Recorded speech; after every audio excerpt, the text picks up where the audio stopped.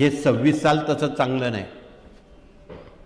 या 26 सालाच्या एप्रिलपर्यंत काही निर्देश आम्ही अंकामध्ये प्रसिद्ध करणार आहोत.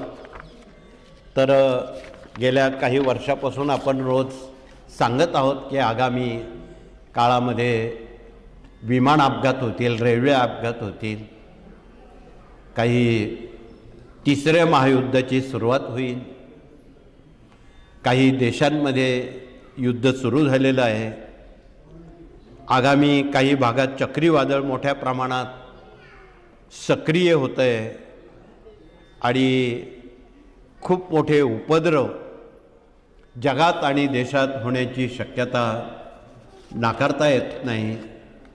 जगामध्ये नवीन व्हायरस जसं 4-5 वर्षापूर्वी कोरोना आला तसा असा एक आजार थैमान घालण्याची या महिन्याच्या अखेरपर्यंत शक्यता आहे.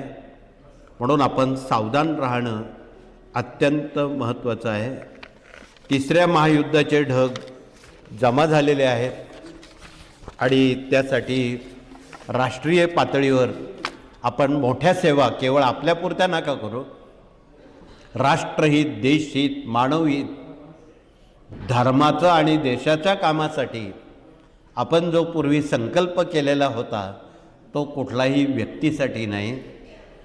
आपण त्यावेळी 2007 साली कोटीपाठ भारत मातेच्या स्वामींच्या चरणावर रुजू करताना त्याच दिवशी 100 कोटी पाठाचा संकल्प केला की आपण आगामी हे जे काही वाढून ठेवलेलं आहे या सालामध्ये आणि आगामी 4 महिन्यामध्ये त्याची तीव्रता कमी करण्याचं काम तुम्ही या सेवा रूपी करणार आहात.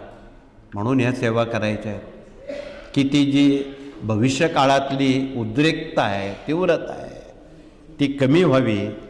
म्हणून युद्ध, रेल्वे अपघात, विमान अपघात, जंगलांना आग, भूकंप या गोष्टी खूप मोठमोठ्या व्यक्तींवर होणारे हल्ले, धार्मिक ताणतणाव,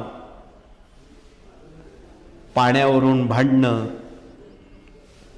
मोठ्या प्रमाणात दुष्काळ, मोठ्या प्रमाणात अतिवृष्टी, हे सगळं चक्र या महिन्याच्या अखेरला सुरू होते. काही ठिकाणी खूप पाऊस, काही ठिकाणी पाऊसच पडणार नाही. अशा साऱ्या घटनाक्रम आगामी मे महिन्यापर्यंत दर महिन्यात घडणार आहेत.